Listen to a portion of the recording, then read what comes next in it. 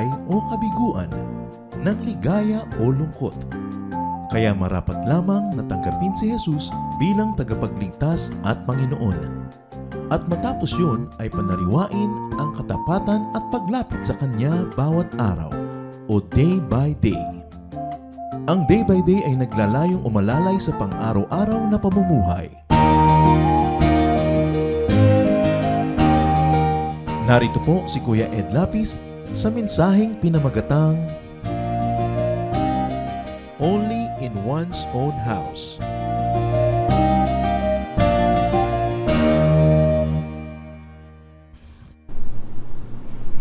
The Lord Jesus is none like any other, and yet He has received so much rejection, and people were not ready for His greatness. Ang pag-aaral po natin ngayon, pinamagatan natin, only in one's own house. Father, we ask you to give us a simple message that improves our character, our perception, our intellect, our spirituality. We ask you to be our speaker. Bless us for your glory, and bless us so we can be blessings to others as well. We commit to you our time, our attention, and we ask you, Lord, to let us hear your voice. Be our speaker. Lead us unto greater knowledge of your Son, Jesus. In His name we pray with thanksgiving. Amen. We're going to read a very familiar story, Matthew 13, 53 to 58. Today I'll be reading from the New International Version. When Jesus had finished these parables, He moved on from there. Coming to His hometown, He began teaching the people in their synagogue. And they were amazed. Where did this man get this wisdom and these miraculous powers? They asked. Isn't this the carpenter's son? Isn't his mother's name Mary? And aren't his brothers James, Joseph, Simon, and Judas? Aren't all his sisters with us? Where then did this man get all these things? Only in his hometown, and they took offense at him. But Jesus said to them, only in his hometown and in his own house is a prophet without honor. And he did not do many miracles there because of their lack of faith. Pinagtakahan ng mga tao kung saan nanggaling ang karunungan at kapangyarihan ni Jesus. Sabi nila, di ba kababata lang natin siya? Itong mga magulang niya kilala natin, ang mga kapatid niya, heto't narito pat kilala nating lahat. Bakit niya tayo nalampasan? Bakit niya tayo naungusan? At ang mga tao, imbes matuwa, na-offend. Ang Panginoon, dahil doon, hindi siya masyadong gumawa ng maraming himala dahil ang mga tao, hindi naman naniniwala. Sabi niya, sa sariling bayan lang at sa sariling tahanan ng isang tao ay maaaring makatanggap ng sobrang rejection. At isa-isahin natin na himayin itong mga bagay na ito. Matthew 13, 53 to 58. When Jesus had finished these parables, He moved on from there. So Jesus was already a celebrated teacher and miracle worker. He was moving from place to place, and He would stop at a certain place and teach. At marami naman ang napapagpala, marami ang nababless, pero meron din mga hindi nakakaunawa at nagdududa. Verse 54, coming to His hometown, He began teaching the people in their synagogue. And they were amazed. Where did this man get this wisdom and these miraculous powers? They asked. Now the Lord was teaching in the synagogues. This is a very important cultural detail. The beginnings of Christianity were under the roof of the old religion of Israel, of Judaism. Jesus was a practicing Jew. He did not denounce his fathers and forefathers' religion. He was teaching within the synagogues. He was reinterpreting, refining many aspects of the faith and the traditions, but he did not depart from the mainstream religion that was being practiced in his time. So Jesus brought his message and his ministry home. Marami na siyang pinuntahan na lugar, sikat siya doon, kinikilala. Ngayon, iniuwi niya sa kanilang village. His own people were greatly surprised at his wisdom and miraculous powers.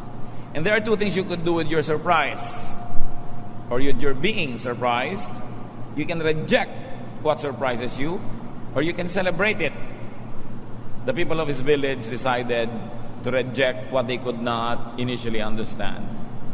Matthew 13:55 to 56. Isn't this the carpenter's son? Isn't his mother's name Mary? And aren't his brothers James, Joseph, Simon, and Judas? Aren't all his sisters with us? Where then did this man get all these things? One wonders why Joseph was not mentioned, and many scholars surmise that Joseph died early on. Kaya naging balo na lang si Mary at natira yung kanyang mga anak, dahil obviously nagkaroon siya ng mga anak after Jesus was born. And the names of the brothers were mentioned here, and at least there were two sisters, kasi plural. And we should not problematize that, because Joseph and Mary were human beings who were very much married. But then, what made the people wonder? Kaya inisa-isa nila yung credentials. Hindi ba yan yung anak ng karpentero? Di ba ang nanay niyan, si Maria? Mga kapatid niyang lalaki, heto ang mga pangalan, at least 4. At may mga kapatid siyang babaeng kasama natin, kasalamuha. Ang nakakapagtaka sa kanila, obviously, Jesus had gone up. He had become so much more than they had become. In terms of knowledge, of spirituality, power. Kuminsan ito ang problema ng mga taong umaalis sa kanilang maliit na nayon, maliit na barangay, pupunta sa big city, may mangyayaring magaganda, ma-accomplish sa maraming bagay. Pag umuwi siya sa kanilang nayon, pagtagal, hindi na siya kilala, at kuminsan, hindi tinatanggap. May tumatanggap dahil lalo kami mga pasalubong siya, pero merong ma-offend. So what did they do? What did they try to do to comprehend the greatness of Jesus that they did not anticipate would happen to him and would not happen to them? So instead of going up to Jesus, they opted to bring him down to them. Sobrang taas na yata ng narating ng Jesus na to. Dalawa ang choice mo. Magsikap kang maabot at maunawa yon sa pagpapataas din ng iyong sarili, pag-aaral, pag-unawa, pananalangin, pagsasanay, etc. Pero hindi yun eh. Mas madaling pababain na lang uli si Jesus sa level nila kaysa mahirapan pa silang umakyat. If you studied all the kind of questions they were asking, they were really asking, isn't he just as humble as we were and as we are now, but now he no longer is? Aren't his parents just one of us? Don't his sisters belong with us? Yun ang laman ng tanong. Parang merong isang reunion na magkakaklase ng high school. One person obviously became so much more than the other former classmates. At mahirap siya nung araw at medyo mayaman-yaman yung ibang classmates niya. Sabi nung mayaman-yaman dati, dito sa umasenso na ngayon, di ba dati labandera ang nanay mo? In front of everybody, to rudely remind him of his humble roots, because now he has become a bigger person than they are. At maraming ganyang kamag-anak. Pag mayroong kamag-anak na sumikat, sabihin, nung araw, naglalaba lang nanay niyan eh. Pag mayroong kababayan na naging renowned, sabihin, yung tatay nga niyan, tricycle driver eh. Para bang itinuturing nila yun na kababaan, at dahil may na-accomplish sa itong tao, dapat ibaba siya uli doon. Sobrang lumaki siya, imbes na lumaki ka rin, paliitin mo na lang uli siya para maintindihan mo.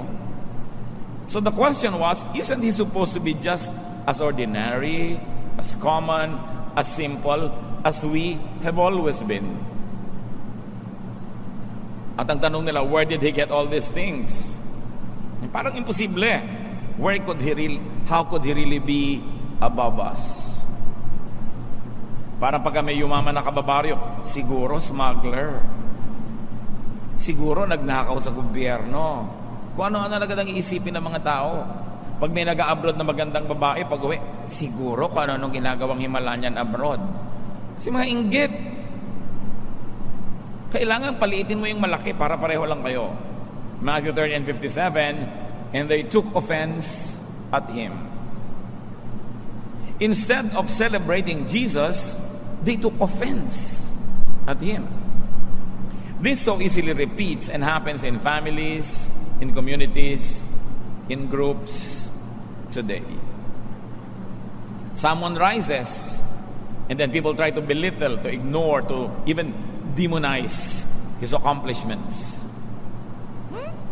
Madali lang naman yung nagawa niya. Katsamba lang yan.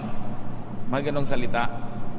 Madaling malaman mga kapatid kung tayo o yung nagsasalita, kung hindi tuwan tayo yon, ay naiinggit. Binabaliwala natin yung dapat ipagmalaki ng kapwa natin. Yung dapat purihin, hindi mo pinupuri, it only tells you one thing, inggit ka. May mga ganong tao, nagpagawa ka ng malaking bahay, maganda, pagpasok niya parang walang nakikita, walang pinapansin, hindi ina-appreciate. Inggit. Kasi kung hindi inggit yon, at kung talagang sanay siya sa mas maganda, mas maluho, mas mayaman, a-appreciate niya na at least may accomplish ang kapwa niya. Even if the taste of how the house was built is beneath his or her taste, pupurihin pa rin niya yon because that is an accomplishment. Sa mga magkakaibigang babae, madalas mangyari yan. Ang ganda-ganda ng itsura nitong isang babae, nalilingon siya ng mga boys, hindi pinapansin ng ibang female friends. Inggit yun. It could be nothing else but envy. So what do people do when they're envious? And what they did to Jesus, they tried to pull him back to their level.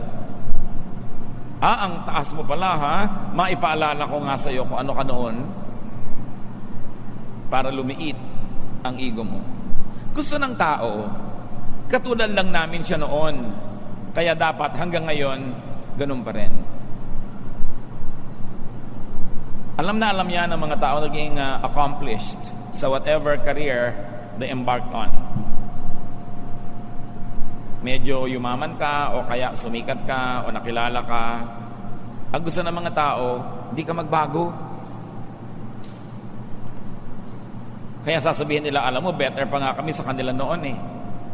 Umuutang lang sa amin yung mga yan noon. Bakit ba kailangan sabihin yun? Binibisto mo lang ang sarili mo na naiinggit ka ngayon. Hindi ka ba dapat matuwa yung dating pinapautang mo umasenso, di ngayon di na uutang, baka mabaligtad, ikaw pabigyan eh. Pero sabi yung dati nangungutang lang yan. Meron pang isang mga singer na hindi naman sikat, tapos meron siyang kasamahan na sikat, nililibak-libak na yung pangalan. Sabi niya, alam mo yung iba, kung i-pronounce yung pangalan yan, kala mo Amerikana, hindi naman Amerikana ang pangalan yan eh. Pangalan baryo yon na mispronounce lang. Right there and then, nalaman ko, inggit ito. Kasi bakit mo naman nililibak yung pangalan ng tao? Kung hindi gusto mong palabasin na, mas maganda ang pangalan ko sa pangalan niya. So you're trying to get even. Kaya yung mga hindi umasenso, pag uwi mo sa kanila, pag nakasama mo sila uli, tuwan-tuwa sila pagka hindi siya nagbago. Kung ano siya noon 20 years ago, ganun pa rin ngayon. Alam mo, nung araw kumakain kami, nagkakamay kami, hindi kami nagkukutsara. Alam mo, pagbalik niya, hindi pa rin siya nagkutsara. Tuwang-tuwa yung mga tao sa ganun. Kaya yung mga politiko naman talagang kahit na hindi gano'n ang ginagawa nila araw-araw, pagkasalamuha yung mga masa na binobola nila, talagang nagkakamay. Hinahalikan ng mga batang mababantot, hindi kasi siya nagbago, laki rin siya sa hirap. Subukan nyo pag nanalo niya, kung halikan pa yung bata na yan. Kasi inuuto ang mga tao. Ang tao kasi gustong-gusto nila hindi nagbago. Bakit ayaw nyo magbago ang tao? Kung ngayon ayaw na niya kumain ng dumi, hindi ba kayo dapat matuwa na nag-improve yung taste niya? Hindi naman dumi pag kumakain ng kamay. Nakakamay, hindi sila pareho.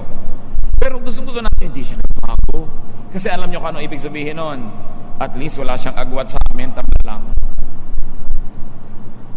Hindi namin siya kailangan itrato na akala mo kung sino. Bakit niya naman hindi tatrato na parang kung sino, kung talaga namang kung sino na nga siya?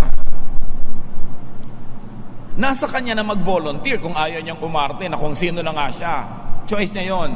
Pero kayo na dati niyang kaibigan, kababayan, at may nangyari sa kanya, you must volunteer na itrato siya respectful of his accomplishments. Ngayon, kung siya na yung magbibigay ng cue na, huwag mo na akong tawagin, sir, pambihira ka naman, your majesty na lang. Magkababata naman tayo nung araw eh. Dapat siya ang mag-volunteer noon, hindi ikaw ang magbababa sa kanya. Acknowledge and appreciate the accomplishments even of your cousins. Kahit kapatid mo, kahit matanda ka sa kanya, dapat mong kilalanin yon. Ayaw na ayaw ng mga hindi umasenso, yung parang may nag-iba, sasabihin nila, hindi na ma-reach. Alam niyo yung hindi na ma-reach, 99% salita yan ng inggit. Kaya pag nanggagaling sa bibig nyo yan, suriin yung sarili nyo, baka naiinggit ako. Kumusta yung pinsan mo? Pumunta ba sa kasal mo? Hindi na yon ma-reach. Ganun salita. Paano yung mga iba mong pinsan na walang na-accomplish, wala namang ginagawa, kaya yung may kasalan, may handaan, nandun sila kasi hindi naman sila busy. Pero yung sobrang busy talaga, hindi na makaka-attend yun kahit gusto niya. Tapos ipagdaramdam mo, hindi na ma-reach. Ba't yung lahat ng pinsan mo na nare-reach mo na nandun, hindi mo naman ipinagdiriwang kasi hindi naman sila accomplished. Sabi mo pa, oy, eto na naman yung mga patay gutom natin kamag-anak. Di ka naman lagi natutuwa na nandun yung mga available, di ba? Pero yung hindi available, dahil maraming ginagawa, pinag-uusap-usapan ng mga kaibigan, mga pinsan, kapatid, hindi na ma-reach. Suriin nyo mga kapatid. Ngayon lang, review nyo yung sarili nyo. Lahat ng taong pinatawan nyo yung hindi na ma-reach, kung wala talagang inggit. Kaya pag may nagsasabi din na nadinig nyo, hindi na ma-reach, alam mo may inggit ito. Minister to the person. Ang laki ng kulang niya. At dahil hindi niya mapunan yon, pipintasan ka na lang niya para sumaya siya. Yung mga salitang kala mo kung sino. Dumating-dating ba naman dito, nakakotse pa, may tsuper pa? Ano problema mo doon? Di naman ikaw ang pinagmaneho. Pero may mga na-offend na ganyang mga kamag-anak. Gusto nila, di ka nagbago kahit ka naging first lady. Darating ka pa rin sa baryo nyo, naka-tricycle, tuwag-tuwa ang mga tao. People like to benefit from your status, but they don't want to give you status. Madalas yan. Gusto nila, mayor ka. Marami kang nagagawa para sa kanila. Pero pag magkakasama kayo, huwag kang umarte-arte parang mayor ha, kasi magkababata lang tayo nung araw. Pag maliit ang utak ng tao, ang gusto niya, paliitin ang mundo para magkasya doon. Hindi niya palalakihin yung bungo niya para marami magkasya. Ganun ang ginawa ng mga tao kay Jesus. Hindi nila maintindihan, therefore, masamain na lang. Matthew 13:57. But Jesus said to them, only in his hometown and in his own house is a prophet without honor. How true. Strangers will be quick to recognize, honor, and celebrate other people's achievements. It's much more difficult with family. And even with former friends or friends of long ago, as we have said, because of envy, because of jealousy, and familiarity. May mga magkakapatid, pagka mayroong kapatid yan na sumikat, yumaman, whatever, may kapatid na nagagalit. Lagi siyang galit sa kapatid niya na yon. Pag ipaghahanda ng nanay, paghahanda niya yung paborito niyo, sabi ng nanay, sino yung paghahanda ko? Ikaw. Lagi ka nakasimangot, walang nangyayari sa buhay mo. Pagkatapos pagka pinagdiriwang natin ang ate mo, nainggit ka dyan. Alam niyo, ang pinakasobrang mag-criticize, ang pinakamalalalim na hidwaan, away na magkakapatid. Pag may inggit. Mas mahirap pagkasunduin na magkakapatid, pagka silang nag-inggitan. And of course, it breaks a parent's heart. Dapat sinusuri. Parang yung istorya ng prodigal son at yung kapatid niya. Itong si prodigal son, ang dami-daming nilostay na pera pero natauhan, umuwi, ipinaghanda ng ama. Nung dumating yung kapatid na ang tingin niya sa sarili niya matino, sabi niya, oh, ano nangyayari? Pinagpa-party ng tatay mo yung kapatid mo kasi umuwi na. Kala nyo ba pumasok siya ng bahay? No. Niyayaya nung tatay na pumasok? No. Sabi niya, yang magaling na anak niya na naman yan. Yan na naman ang pinagpa-party nyo. Ako lagi nandito, trabaho ng trabaho. Hindi nyo walang pinagkatay kahit isang maliit na kambing. Sabi ng tatay, ba't di ka nagkatay? Problema mo yan. Nandito ka naman ah.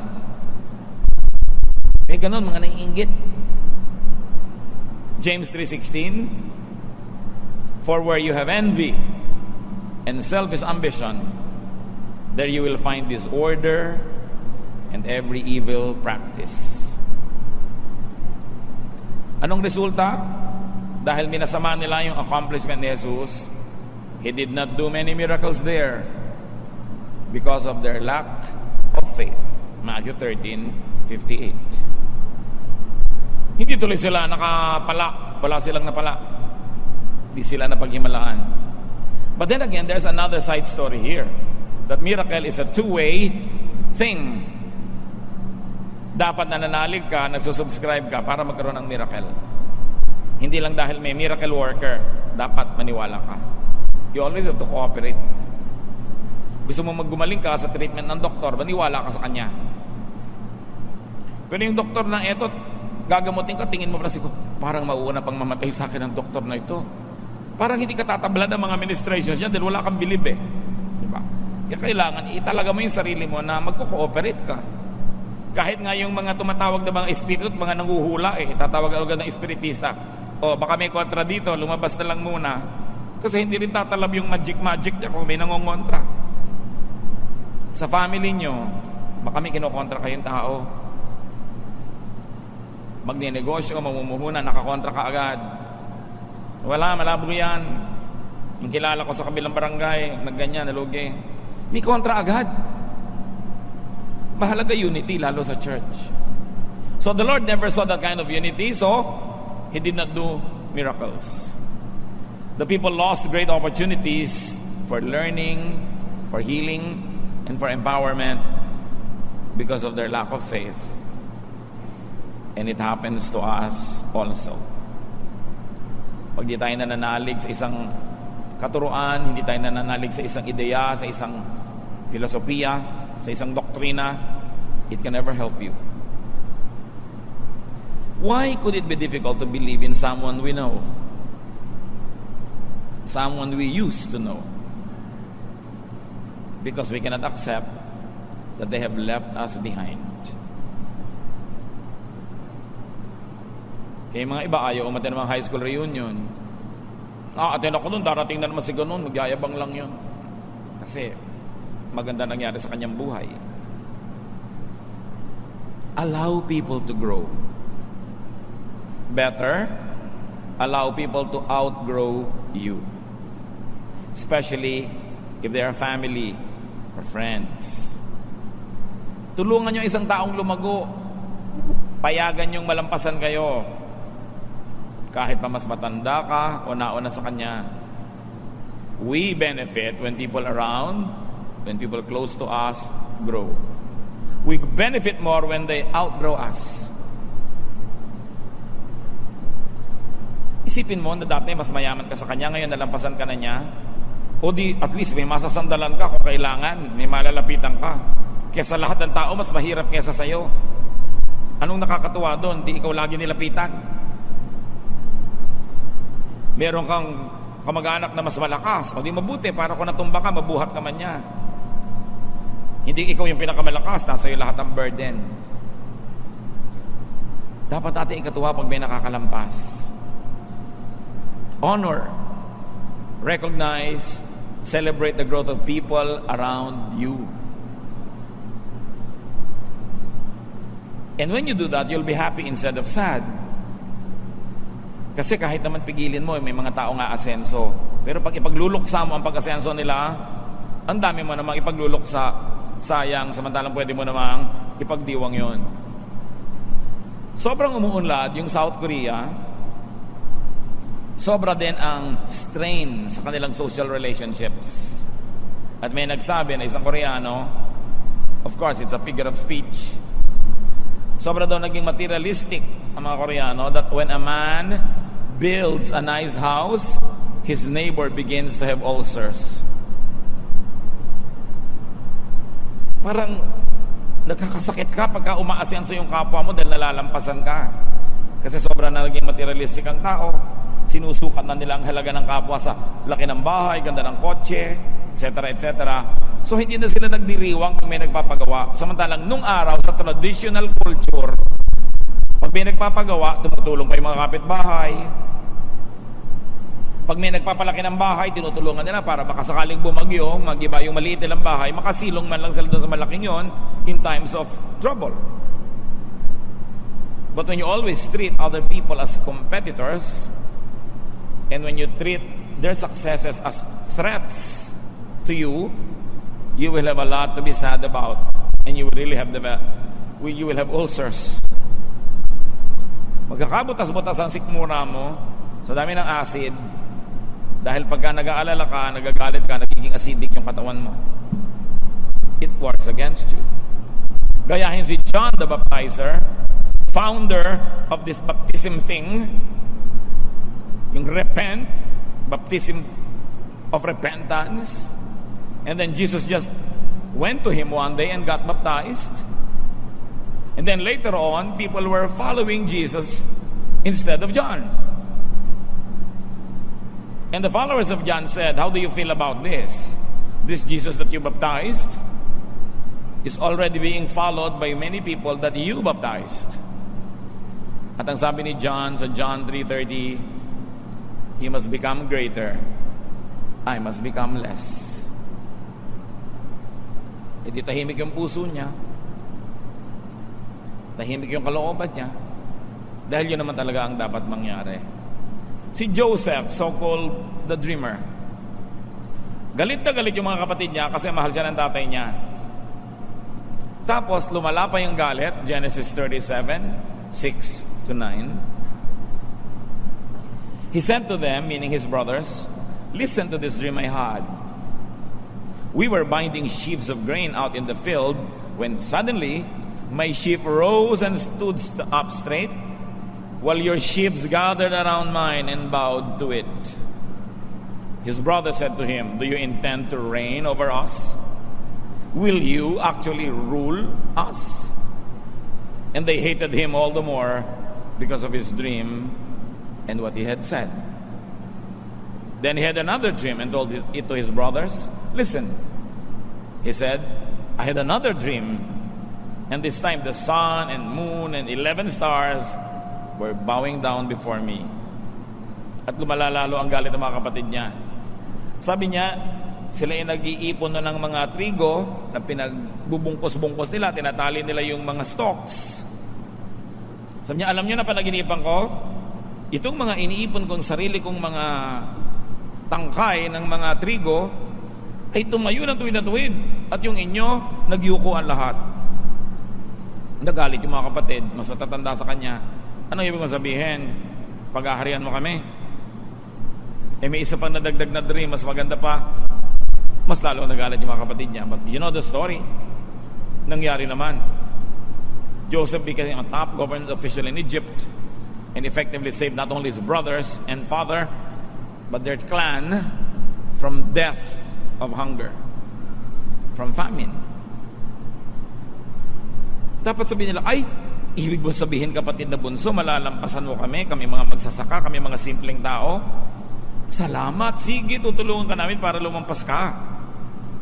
Ikabubuti ng angka natin yan." Pero hindi ang inuuna nila kasing inggit.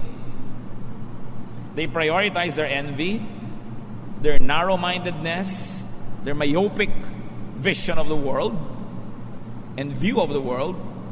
And so they were offended that their brother would even dream, and it was just a dream then, would even dream of becoming greater than they. But when that happens, especially if this is your brother, help so that that dream will happen. O dito naging makapangyarihan nga si Joseph. Naging mataas ang posisyon niya sa Egypt. At nung nagkaroon ng taggutom, ano nangyari? Yung lahi niya lumipat sa Egypt dahil doon niya kinupkop. Dahil great siya. Kaya mo bang kupkopin ang lahi mo kung hindi ka great? So pagka may great kayo na member ng lahi nyo, o may potential to be great, tulungan. Huwag tikisin. Huwag ka inggitan. Dahil buti na lang, mas dakila siya kesa sa atin. Do not needlessly offend people who are bigger, who are more powerful than you. Do not fight the wind. As the Chinese would say, do not fight momentum. Pag merong umaasenso, ang bilis sa pag-asenso, huwag kang magpakalat-kalat, masasagasaan ka.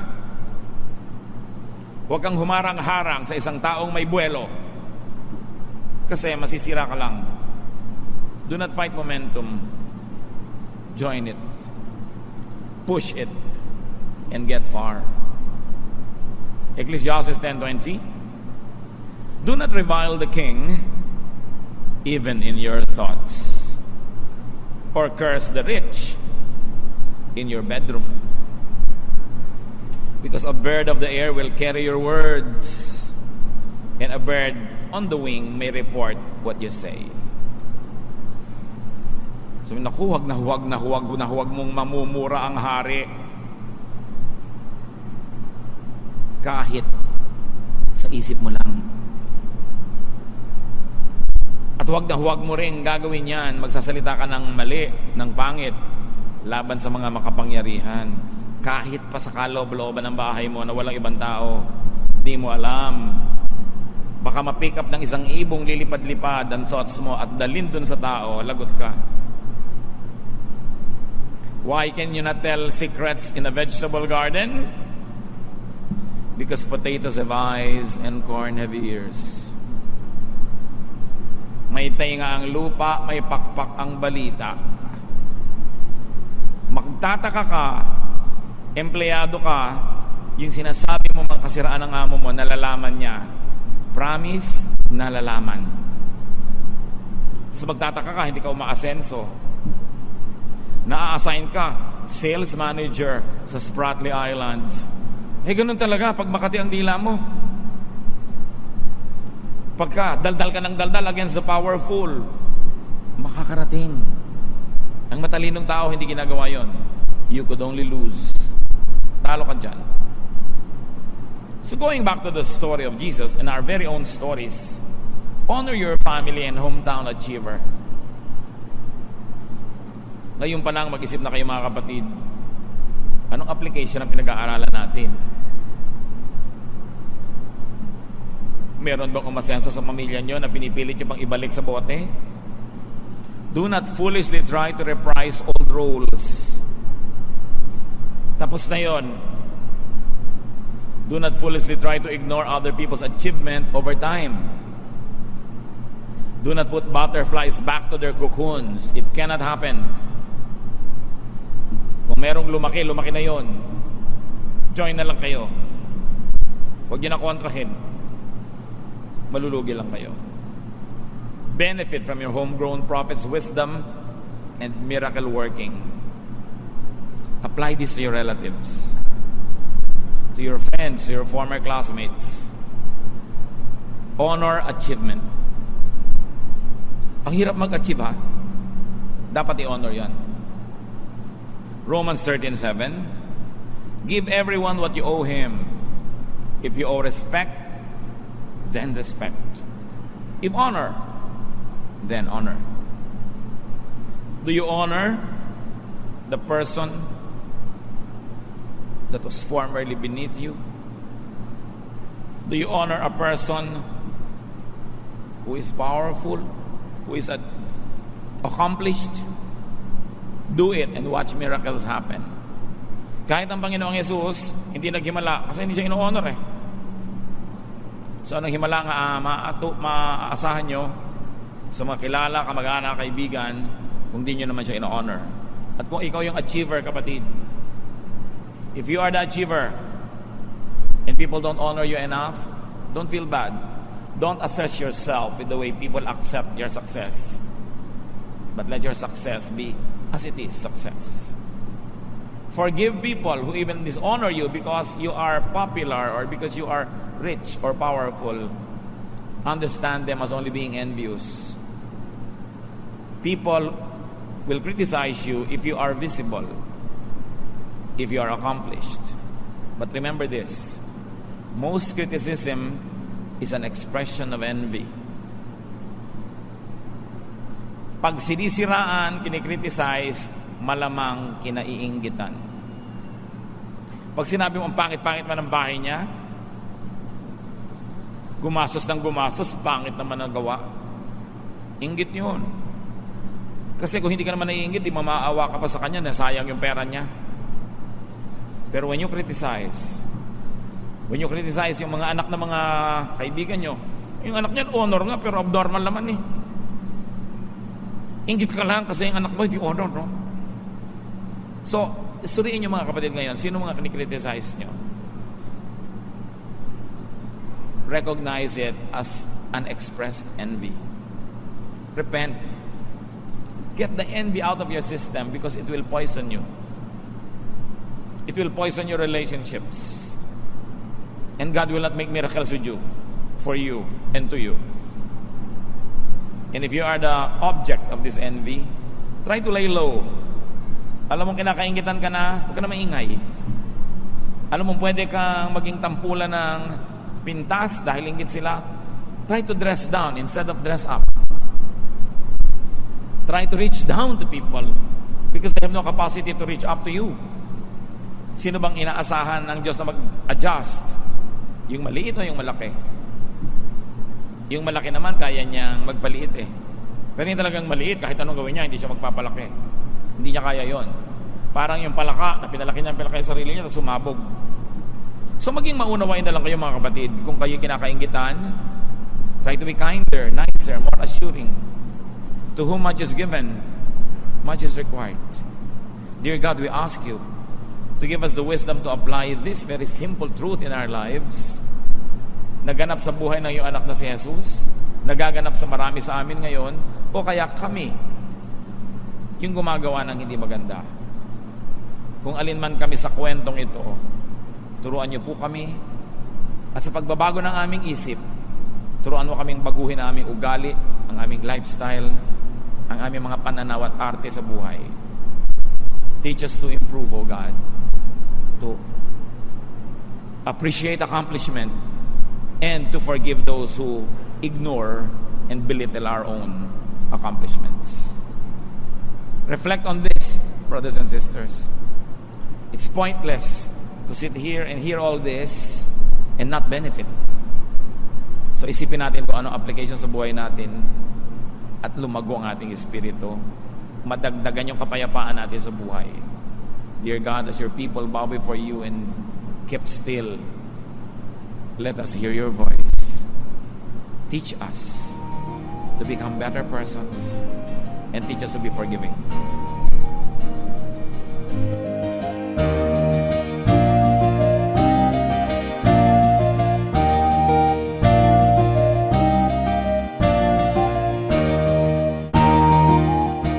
Ang katatapos pong mensahe ni Kuya Ed Lapis ay pinamagatang Only in One's Own House.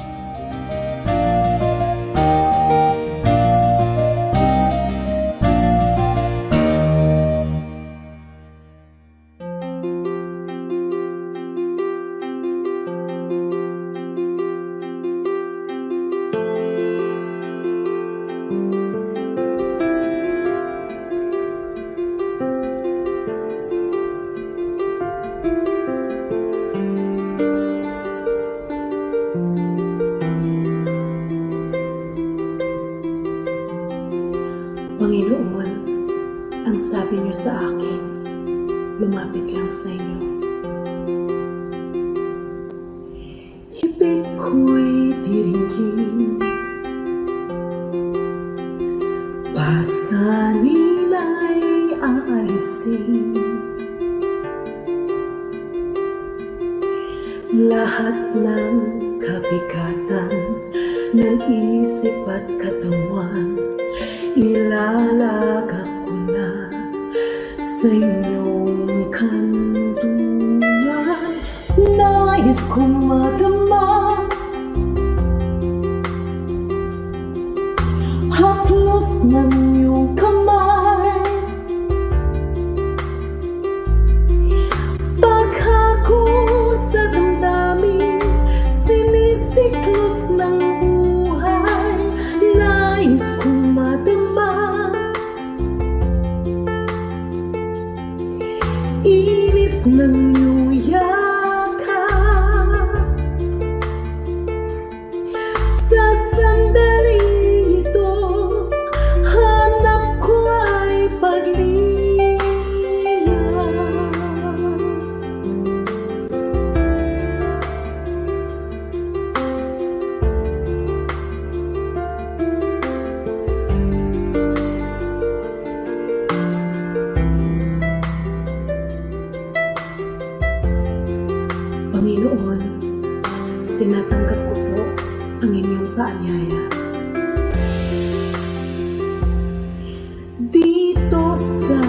piling mo.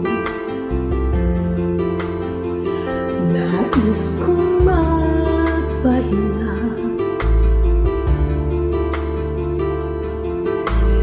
Ang pagod kong puso naghahanap ng ligaya. Lapatan ng lunas, bigyan ng pag-asa.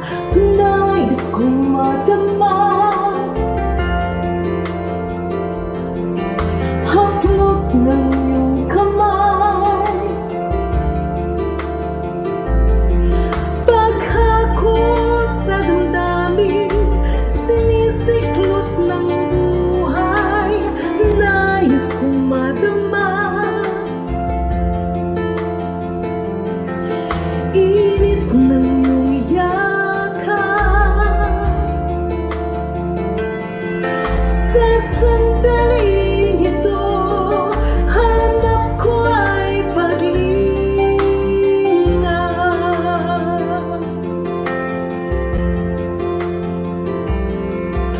Narito ako ngayon, itulad mo sa bisig ng iyong pagmamahal. Pagmamahal, nais kong madama haplos ng iyong kamay. Paghakot sa damdamin, sinisiklot ng buhay. Nais kong madama init ng iyong yakap. Sa sandaling ito, hanap ko ay paglinga. Nais kong madama haplos ng iyong kamay. Paghakot sa damdamin, sinisiklot ng buhay. Nais kong madama init ng iyong yakap. Sa sandaling ito, hanap ko ay paglinga.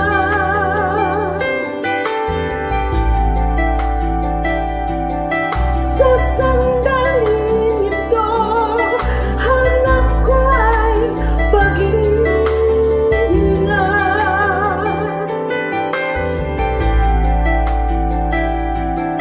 Sa sandaling ito, hanap ko ay paglinga.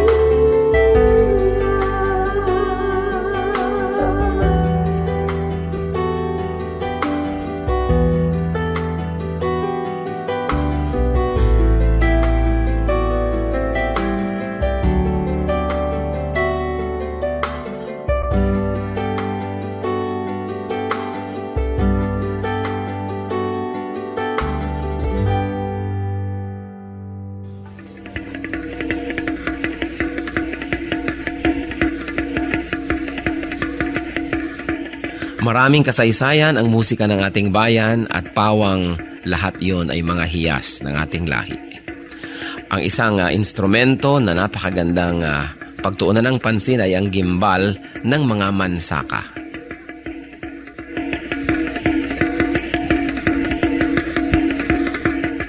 Ang gimbal ay isang magkabilaang tambol na matatagpuan sa hilaga at silangang bahagi ng Davao sa grupo ng mga mansaka.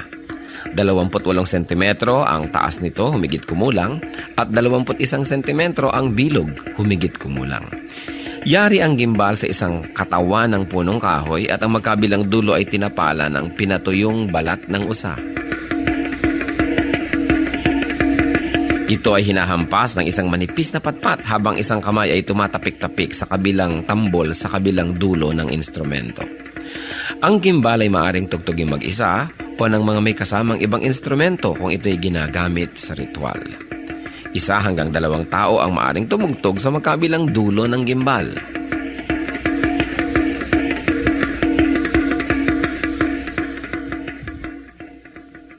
Kadalasan ang gimbal ay tinutugtog bilang saliw sa sayaw na ang karaniway kung ano-ano ang pangalan ng tugtugin ay siya ring pangalan ng sayaw.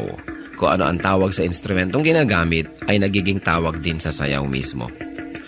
Kung minsan ang gimbal naman ay tinutugtog sa paglalarawan ng kalikasan, halimbawa ang mabilis na pag-agos ng tubig sa batis.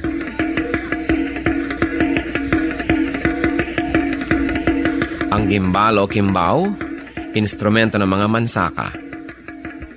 Kayamanan ng ating lahi, hiyas ng ating bayan, marapat lamang na gamitin sa pagsamba sa Panginoong Hesus.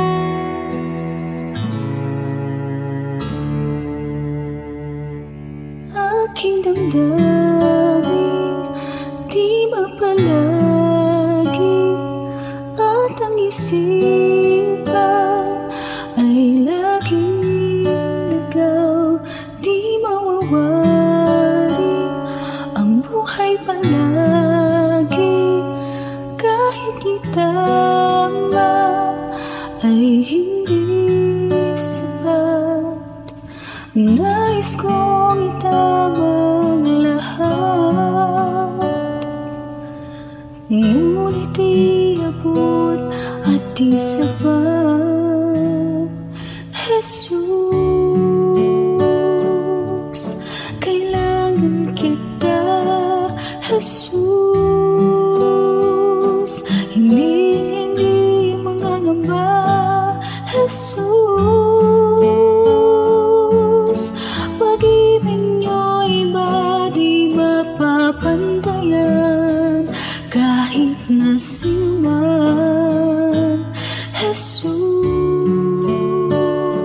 Jesus, kailangan kita. Jesus, sa'yo'y hindi mangangamba. Jesus, sa piling niyo ako'y laging may pag-asa.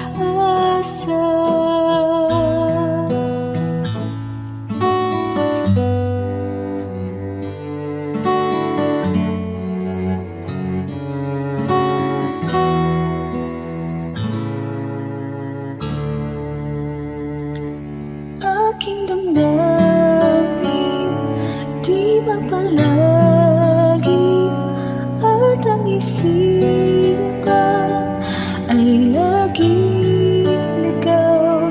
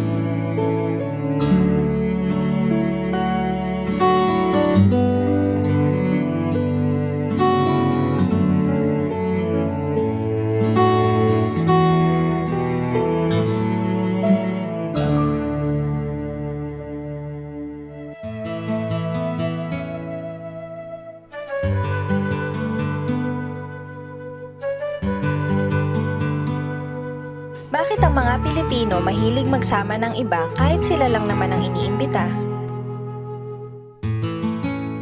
Sobra kasi tayo mapagmahal, hindi natin kayang tiisin na mag-enjoy na masarap na pagkain o kaya ay masayang event na hindi natin isinasama yung mga mahal natin sa buhay. Kaya tuloy kahit tayo lang ang imbitado, pag meron pa tayong nakitang mga kilala natin, kaibigan nasa daan, niyayaya pa natin. Hindi kasi kaya ng loob natin na may puwera. Dapat lahat kasali. Kaya kung ako ba nagdadala ng bisita dun sa pupuntahan ko, okay din naman sa akin na yung aking bisita may dala ding iba. It is an unwritten social contract na wala tayong ipupwera dahil tayo yung mapagmahal.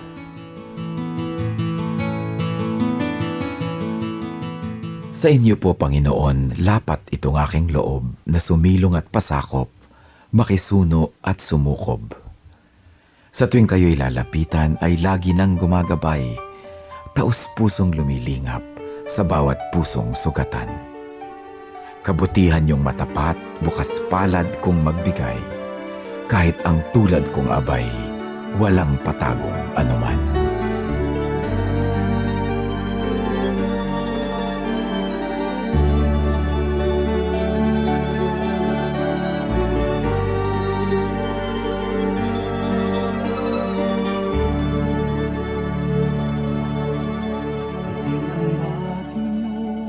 Sa pagsikat ng araw, maging sa karilagan ng takip siling,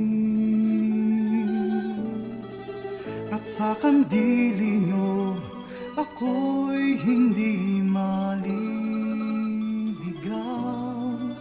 Datnan man ng unos sa lalim ng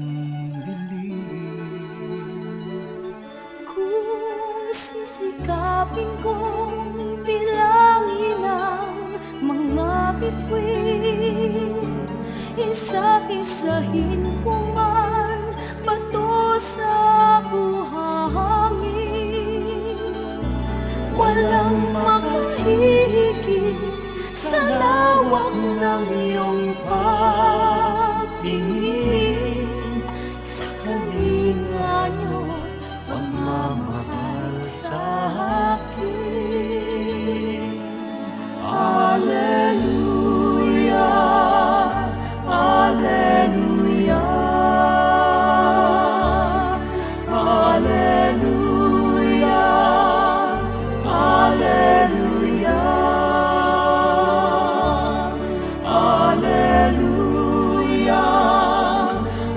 Alleluia,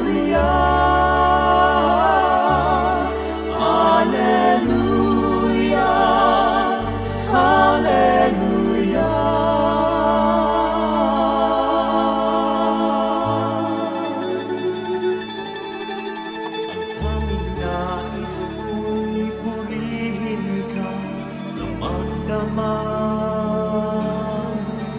Makasama ka maging sa aking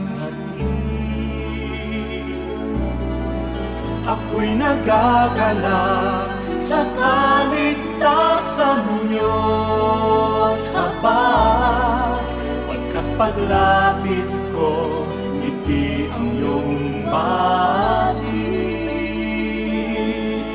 Alleluia, Alleluia, Alleluia, Alleluia, Alleluia, Alleluia.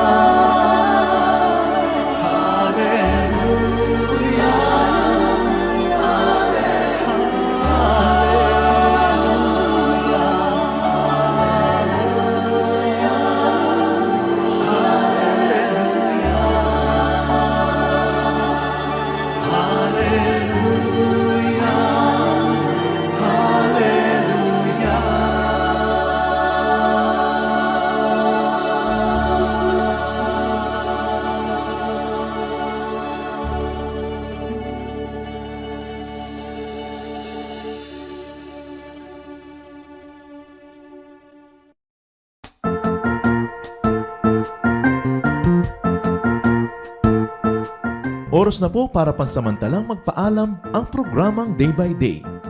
Tayo po'y magsama-sama tuwing ika-6 hanggang ika-7 ng umaga, araw-araw. Magandang umaga po at mabuhay ang Panginoong Hesus!